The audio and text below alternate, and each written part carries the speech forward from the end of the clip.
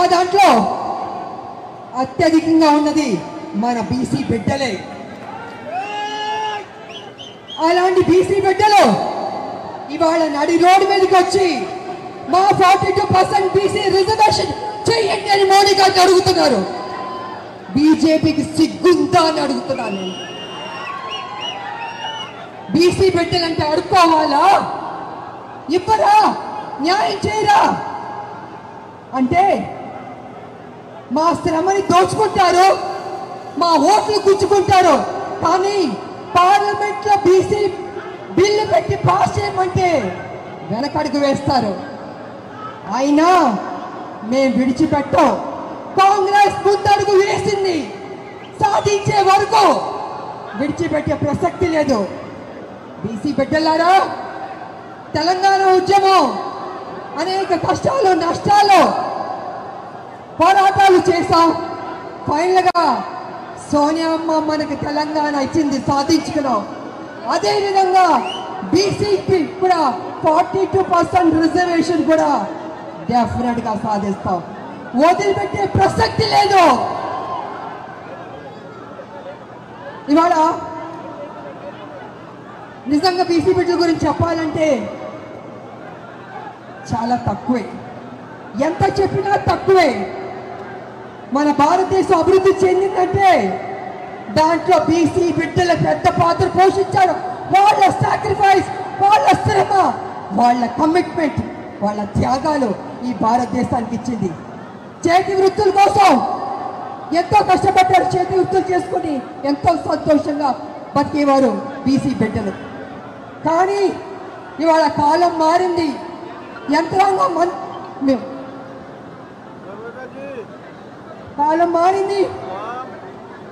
మిషన్లు వచ్చేస్తున్నాయి, రోబోలు వచ్చేసింది. రోబోలేమో వంటలు చేస్తుంది, ఆపరేషన్ కూడా చేస్తుంది. అలాగే మిషన్లు వచ్చిన బట్టి ఇవాళ చేతి వృత్తులు కనుమరుగైపోతున్నాయి. మరి చేతి వృత్తులు కనుమరుగైపోతే వాళ్ళు ఏ రకంగా బతుకుతారు, ఏ రకంగా ముందుకెళ్తారు, సమాజంలో ఏ రకంగా పైకి వస్తారు? కాబట్టి రాహుల్ గాంధీ గారు జోడో యాత్రలో అనేక రాష్ట్రాల్లో ప్రజల్ని చూశారు, కలిశారు, మాట్లాడారు, వాళ్ళ సమస్యలు తెలుసుకున్నారు. ఆ తర్వాత ఒక నిర్ణయానికి వచ్చారు. కోలాగానా చెయ్యాలి అనుకున్నారు. తెలంగాణలో ఉన్న మన కాంగ్రెస్ ప్రభుత్వానికి, మన ముఖ్యమంత్రి గారికి కోలాగానా చెయ్యండి అన్నారు. అదేవిధంగా మన కాంగ్రెస్ ప్రభుత్వం సర్వేలు చేసింది, పద్ధతిగా కోలాగానా చేసి అపోజిషన్లో ఉన్న అన్ని పార్టీల్ని సలహాలు తీసుకుంది, సూచనలు తీసుకుని ఆమోదం తెలిపింది. అన్ని చేశారు పక్కడబందీగా. ఆ తర్వాత గవర్నర్కి పంపించారు, కేంద్రానికి పంపించారు. ఫైనల్గా రాష్ట్రపతి గారి దగ్గరికి వెళ్ళాలి ఆమోద ముద్ర పొందాలి. ఈ రకంగా ఒక ప్రభుత్వం. కానీ ఇవాళ బీజేపీ వెనక అడుగు వేస్తుంది, మెలికలు తిప్పుతుంది. నేను బీజేపీని, మోడీ గారిని ఒక విషయం అడగదలుచుకున్నాను. మోడీ గారు ఆ మధ్య జమినీ ఎన్నికలు చేద్దామని చెప్పారు. కానీ అపోజిషన్ వాళ్ళు జమినీ ఎన్నికలు చేయకూడదని భారతదేశంలో ఉన్న అపోజిషన్ లీడర్లు అందరూ పార్టీలు చెప్పారు. కానీ మోడీ గారు ఏమన్నారంటే, లేదు జమినీ ఎన్నికలు నిర్వహించి తీరుతాం అని మొండు పట్టుబట్టారు. మరి మోడీ గారు జమినీ ఎన్నికలకి మీరు చూపించే శ్రద్ధ కొంచెం మా 42% బీసీ రిజర్వేషన్ కూడా చూపిస్తే బీసీలకి న్యాయం చేసేవాడు అవుతారు కదా అని నేను మోడీ గారిని అడుగుతున్నాను. ఇది కాకుండా మళ్ళీ ఒక మెలుగు పెడుతున్నారు. ఏంటంటే పార్లమెంట్లో ఒకవేళ బీసీ బిల్లు 42% బీసీ బిల్లు తీసుకొచ్చి ఆమోదం పొందితే న్యాయపరమైన చిక్కులు వస్తాయని అంటున్నారు.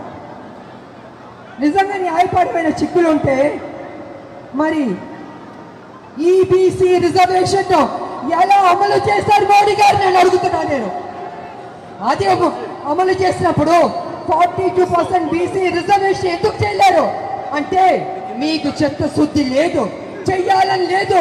మీరు బీసీ చెప్పుకుంటారు, ఇవాళ నడి రోడ్డున మీ హైదరాబాద్ కాదు ఢిల్లీలో మా బీసీలకి న్యాయం చేయండి అని గొంతెత్తి అరుస్తుంటే పట్టించుకోరా మోడీ గారు? మీరు ఏం చేయదలుచుకున్నారు? మీరు బీసీలకి న్యాయం చేస్తారా లేదా అని ఇప్పుడు తెలిసిపోద్ది. బీసీలు అయ్యా మోడీ గారు, మీరు ఏదైతే కుర్చీలో కూర్చున్నారో ఆ కుర్చీ తయారు చేసింది బీసీలే, ఆ కుర్చీలో నాయకుడు కూర్చోబెట్టింది బీసీలే, కానీ వాళ్ళు బీసీలు అవమానిస్తున్నారు. దేవుడు గుళ్ళో దేవుడు ఉన్నాడే, చెక్క పట్టిందే, అది ఎవరు చేస్తారు? మన బీసీలు కాదా? అన్నం పెట్టే బీసీలకు అన్నం పెడతారా? ఆలోచించుకోండి మోడీ గారు. కాంగ్రెస్ పార్టీ ముందడుగు వేసింది, రాహుల్ గాంధీ గారు పట్టుబట్టారు బీసీకి న్యాయం చేయాలనేసి. ఆ బీసీ బిల్లు పాస్ అవ్వాల్సిందే, లేకపోతే మోడీ గారు మా బీసీ బిడ్డల దృష్టిలో ఎప్పటికీ మీరు విలన్గానే ఉండిపోతారు. ఎప్పటికీ మీకు మా బీసీ బిడ్డలు ఓటు వెయ్యరు. కాబట్టి మీరు నిర్ణయం తీసుకుంటారా, బీసీకి న్యాయం చేస్తారా అని మేము అందరం ఎదురు చూస్తాం. కాబట్టి ప్రజలారా విడిచిపడ్డద్దు, ఈ అవకాశాన్ని మనం సాధిద్దాం. తెలంగాణ సాధించినట్టే బీసీ 42% రిజర్వేషన్ కూడా సాధిద్దామని తెలియజేసుకుంటూ జై కాంగ్రెస్. అందరూ గుండె మీద చేపెట్టుకుని జై తెలంగాణ, జై తెలంగాణ. ఎందుకు గట్టిగా చెప్పుకుంటానంటే సోనియా గాంధీ గారు ఇక్కడే ఉన్నారు. అమ్మ సోనియమ్మ మనకి తెలంగాణ ఇచ్చింది, ఆవిడ సంతోషిస్తుంది. కాబట్టి మన రాష్ట్రాన్ని మనం గౌరవం ఇవ్వాలి. గుండె మీద చేపెట్టుకుని జై తెలంగాణ, జై తెలంగాణ, జై కాంగ్రెస్. Thank you. మరొకసారి ప్రణతి షిండే గారు విల్ స్పీక్ నౌ ప్లీజ్.